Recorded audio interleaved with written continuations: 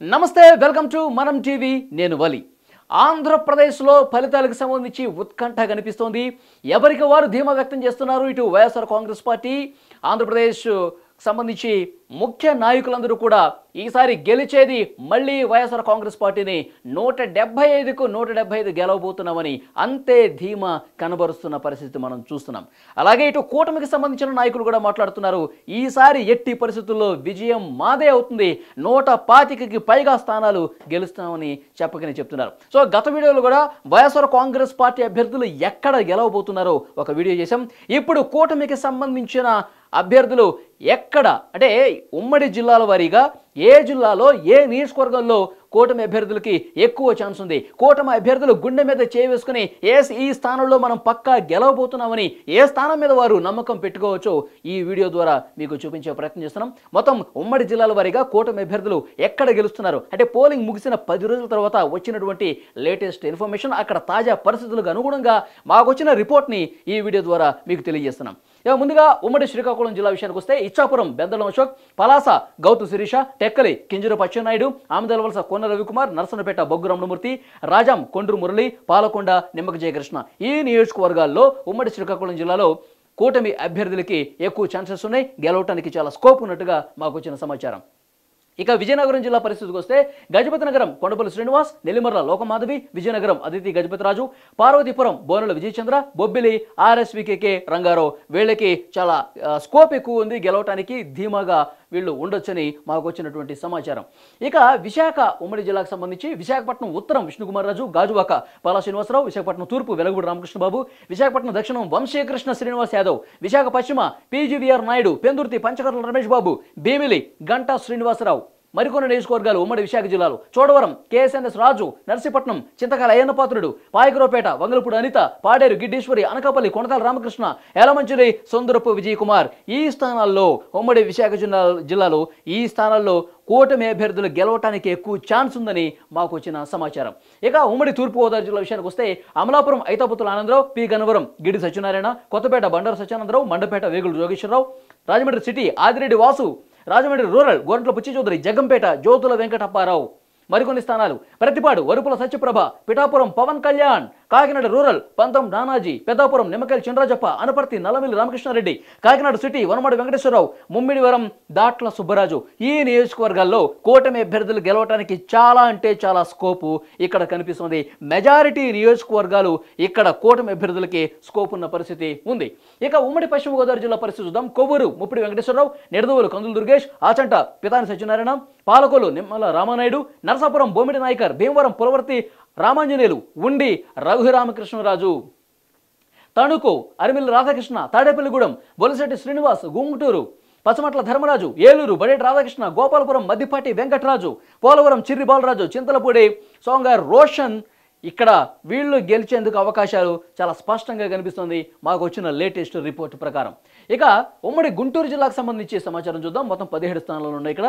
తెనాలి నాదండ్ల మనోహర్, ప్రతిపాడు బోర్ల Ramanjaneyulu, Guntur west Piduguralla Madhavi, Chilakaluripet Prathipadu Pullarao, Sattenapalli కన్నా లక్ష్మీనారాయణ, పెదకూరపాడు భాష్యం ప్రవీణ్, తాడికొండ తెనాలి శ్రవణ్ కుమార్, మంగళగిరి నారా లోకేష్, పొన్నూరు ధూళిపాటి నరేంద్ర, వేమూరు నక్కానందబాబు, రేపల్లె అన్నగాని సత్యప్రసాద్, మాచర్ల జోలకంటి బ్రహ్మానందరెడ్డి, గురజాల ఎర్రపతినేని శ్రీనివాసరావు ఈ నియోజకవర్గాల్లో డెఫినెట్గా కూటమి అభ్యర్థులు గెలవటానికి చాలా స్కోప్ ఉంది. సో వాళ్ళు ధీమాగా ఉండొచ్చు. మాకు అందిన లేటెస్ట్ రిపోర్ట్ ప్రకారం వీళ్ళకి ఎక్కువ ఛాన్సెస్ అక్కడ నియోజకవర్గాల్లో కనిపిస్తున్నాయి.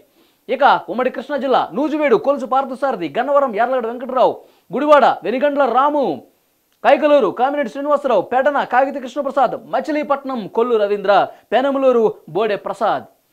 విజయవాడ పశ్చిమ మనం చూస్తున్నాం సుజనా చౌదరి, విజయవాడ సెంట్రల్ బోండా ఉమామహేశ్వరరావు, విజయవాడ ఈస్ట్ గద్ది రామ్మోహన్ రావు, మైలవరం వసంత కాగిత కృష్ణప్రసాద్, వసంత వెంకట కృష్ణప్రసాద్, జగ్గేపేట శ్రీరామ్ రాజగోపాల్ తాతయ్య, అవనిగడ్డ మండలి బుద్ధ ప్రసాద్.